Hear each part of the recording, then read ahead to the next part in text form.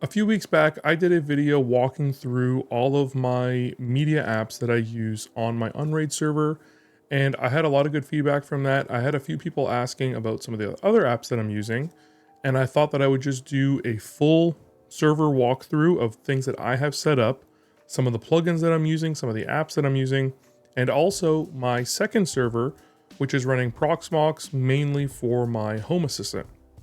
So I thought I would talk a little bit about that as well. It's in its infancy. I've just set up Home Assistant and got some things running. I actually have 2 locks that I'm planning to integrate with Home Assistant. If you do want to see me do a video comparing the Slodge lock that I got and the Aquara lock, I think that's how you pronounce it, please let me know down in the comment section below. I have the Aquara U50 and I have the Slodge Connect. So if that interests you, please let me know and I'd be more than happy to do a video on it. I just got them in today and I'm planning to install them, but back to the servers, thought I would do a little bit more of an intense walkthrough, and then if anybody has any further questions or particular things they want information on, they can let me know in the comments or on Discord, and I'd be more than happy to answer those. So without further ado, let's hop into the server.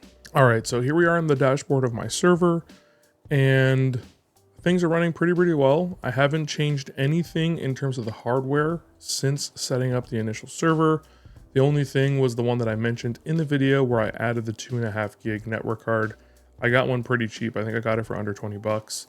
It's been working really well. So other than that, no physical changes. As you might be able to tell here, my cache hard drive is running into an issue. I'm not really using it for anything, so I haven't rushed to replace it. I do plan on replacing it at some point. It was just an old drive that I ended up throwing in there, so I'm not overly surprised.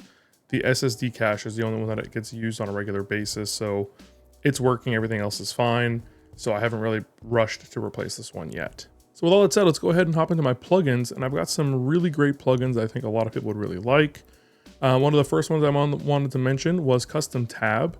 Custom Tab is really nice because that allows me to add tabs for other things. So for example, I have a tab here for my Home Assistant, so I can really easily launch Home Assistant from Unraid. Even though it's not nested within Unraid, it's not even the same computer, I can easily launch that.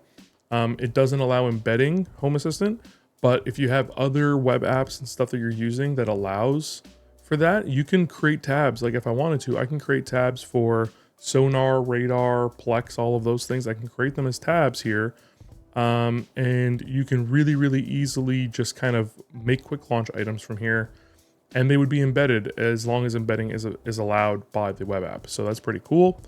Dynamics File Manager allows me to really quickly jump into shares to just see where things are. So for example, if I go back to my shares here and I hop into data, I can go ahead and see things really quickly and be able to just kind of dive down into my folders in a way that I don't have to launch another app or go through my network drive. So it just makes things really easy. It's a nice plugin to have, very great in terms of just usability. I really like it. Another one from Dynamics is System Temperature. This allows me to show real-time temperature of the CPU and the motherboard. It just allows me to keep track of all those things because I do like keeping them as cool as possible and just monitoring them. And then if I do notice something happening, I can quickly look at the temperature and see if that's becoming an issue. So that's nice.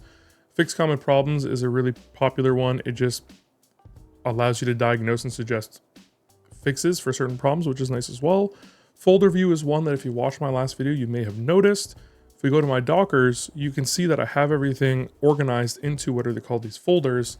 I really like it. It really allows me to kind of clean up the Docker page, make it a little bit less daunting. And then you can also control all of your apps as a folder. So if I want to update the whole media folder, I can update just the media folder. If I want to stop the whole media folder, I can stop the whole media folder. You can do a whole bunch of stuff right through there, and you can organize all of your apps in these folders really quickly. I really like it. And it does make it easy to do things like restarting them, stopping them, updating them, stuff like that. So that's pretty great as well.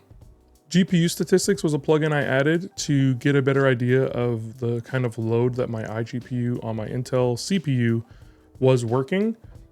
Because I'm running Plex and I'm running Jellyfin and those use the iGPU in order to encode, I wanted to make sure that it was all working properly and that it wasn't being overloaded. So GPU statistics and the Intel GPU TOP, those allow me to monitor my GPU load and kind of just keep an eye on it to make sure that things are working as intended. So that's pretty nice as well. So Tailscale is another one. I'm not currently using it, but I had played around with it for a little bit. It's a really great tunneling VPN system in order to get into your server. I'm currently using Cloudflare to do that. I like having a little bit more of a self-hosted idea of it instead of relying on Tailscale, but Tailscale is a really great option for that, and I haven't uninstalled it because I do plan on still playing around with it a little bit in the future. And then the final one that I have here is called Unassigned Devices, and what this allows me to do is it allows me to share disks that are not inside my array. So for example, if I go ahead and plug a USB into my server that I want to quickly use for some kind of file transfer, I can go ahead and do that. It doesn't need to be assigned to my array in order to access that disk. So makes it really, really nice, really great plugin. And these are my favorite ones. These ones are kind of just part of the system, so I haven't really added those or talked about them. But these are what I have right now. If you have any plugins that I'm not using that you really, really like, let me know down below. I am so happy with some of these and just learning about new plugins all the time. They're so easy to add. They're so easy to configure. And I think the one that I use the most right now is Folder View because it gets used every single time I go to my Dockers. But these are all really great and really helpful.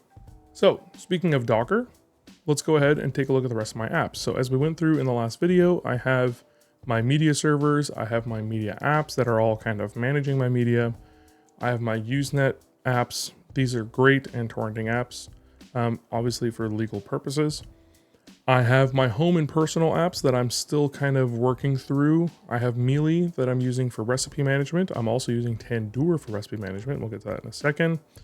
And I'm using Homebox for home inventory. It's been a mixed bag, as with a lot of people talk about, where they use it a lot up front and then they use it less and less as things go on. I haven't gotten to a point where I feel super organized in the new house yet, but I have been using Homebox for certain things like my camping boxes and stuff like that. It's been really helpful, and I plan on using it a little bit more once I get the house kind of a little bit more organized. Under utilities, I have a Binhex Flare Solver. Now, what that application does is it allows some of the indexers that I'm using on Prowlar to get past the Cloudflare authentication, basically saying, are you a real person? If you don't have this on there, the applications will get stuck trying to access the website and it won't be able to grab anything that it's trying to look for. So this helps solve that whole issue, which is really, really nice. Binhex Crusader is a file management system. Basically allows you like a file explorer. It allows you to do basically anything you need to within your server as if you're using it like a desktop GUI. So it's very helpful. I use that a lot to move things between files and folders without running into issues with permissions and stuff like that because I'm running it as root. So pretty handy.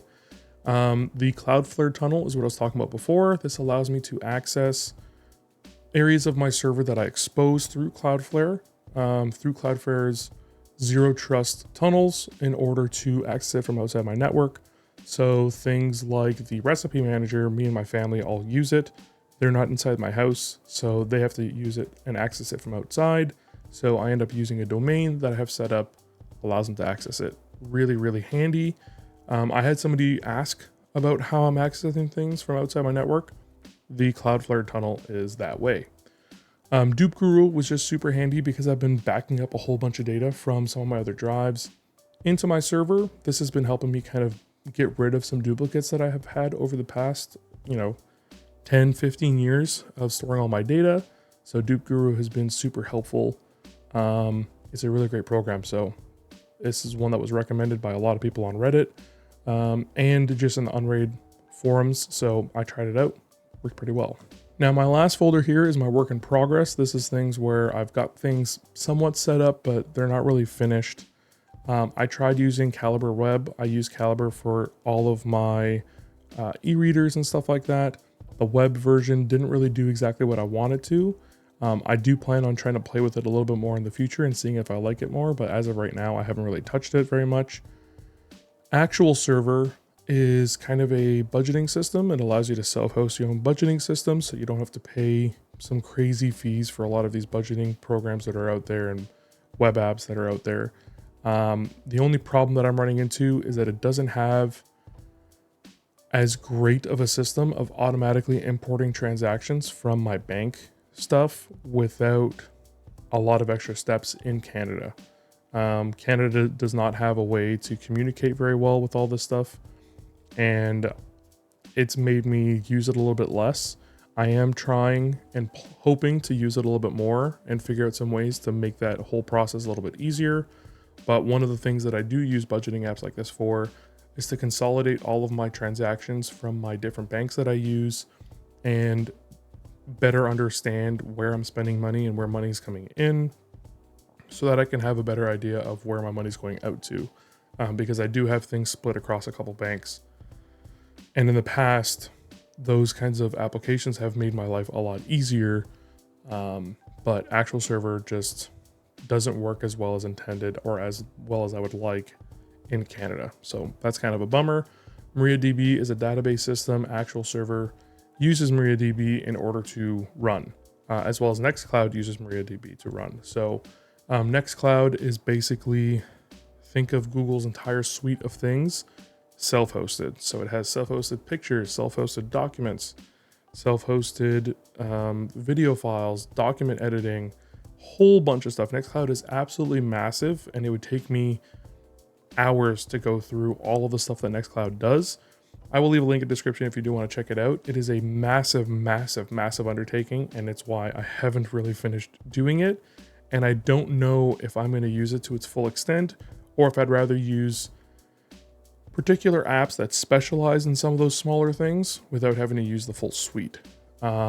So that's there. There is another program that I am planning to use to help manage all of my pictures. And what I plan to use for that is Image. Image is basically like your own personal Google Photos. And I plan on kind of offloading a lot of pictures off of my phone that I've had, all the way back from 2012, 2013, like all the way back then. And just kind of organizing all the pictures that I do have over my multiple computers. This is going to be really great, but it's again, another large undertaking, and I haven't had the time to do that, but this is one of the next ones that I do plan on working on. So I thought I would mention it. Again, links for all of the stuff that I'm using, all of the apps will be in the description. Now that's mostly Unraid all covered. So the next thing is my Proxmox server, and my Proxmox server is actually running on what used to be my TrueNAS server before I switched to Unraid when moving here. It's running on that old piece of hardware. It's just an old Lenovo desktop that I bought from a tech company that buys all the off-lease stuff from offices, for example. Really, really inexpensive. I bought it for like 50 to 60 bucks, but it's running Proxmox, and inside of there, so this is my Proxmox. And as you can see here, the only VM that I have currently set up is for HomeAssistant. I do plan on maybe trying a few other VMs and stuff in here. The computer isn't that strong though, but I did want to have HomeAssistant separate from Unraid. Main reason for that is when I'm doing maintenance on Unraid, I am redoing my array, I'm fixing something went wrong, I'm just doing some work. I don't want stuff that relies on HomeAssistant to be unavailable. So I have HomeAssistant separated, and I had the other computer anyways. It wasn't doing anything, and running it is very minimal in terms of the power that it uses. So I thought, why not? This also gives me a little bit more experience trying things like Proxmox, using VMs a little bit more, getting my feet wet and just trying new things, which I'm always down for. I've never really used Proxmox before. I've used VMbox and stuff like that on my computer, but I haven't gone as far as using Proxmox and kind of going through this in-depth process. And honestly, I still don't understand it fully, but I got things set up and I was very happy about that. And it's running really, really well. So let's go ahead and hop really quickly into my HomeAssistant. So here is my HomeAssistant. And like I mentioned, it is still in its infancy. I have just basically set up things that are already existing in my house. I've been using it a lot to kind of watch over my thermostat. I have a Honeywell T10 Plus, and I really do like the thermostat, but its reporting on when it's running, when it's not running, doesn't update for like 3 days. But in Home Assistant, I can have that set up so that it just reports it in real time. So planning on doing stuff like that. As I mentioned, I have the smart locks that I'm hoping to get set up and compare the two, because I did purchase both to see which one I like more. I haven't seen anybody talk about comparing the two of them.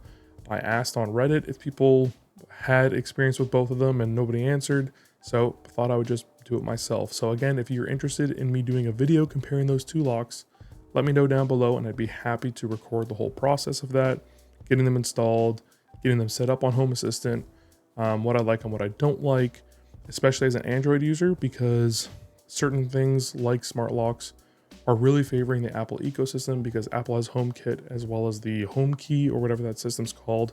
Android does not have that, so there is a little bit of a downside on being on the Android side, so that's kind of a bummer. But just to kind of quickly go over the rest of the stuff, the only real plugin I've added on here, or plugins, are the Studio Code server. This allows me to just really easily hop into different files and edit them really quickly and easily. I really do like this one. I also have Zigbee to MQTT, and then I also have a Z-Wave dongle. I have a Z-Wave and a Zigbee dongle, both plugged into the computer. I haven't used anything that's using these yet, but I am planning to try to set more and more things up. Again, this is just in the infancy. I think I just got Home Assistant set up like a week and a half ago, and I haven't really been home that much. So still working on that. But so far, Home Assistant's been awesome. Even with the fact that I don't have everything set up the way I wanted to, I don't even have this home screen set up the way I wanted to. Things are working pretty well. I like having all the visibility. I like being able to kind of play around with things.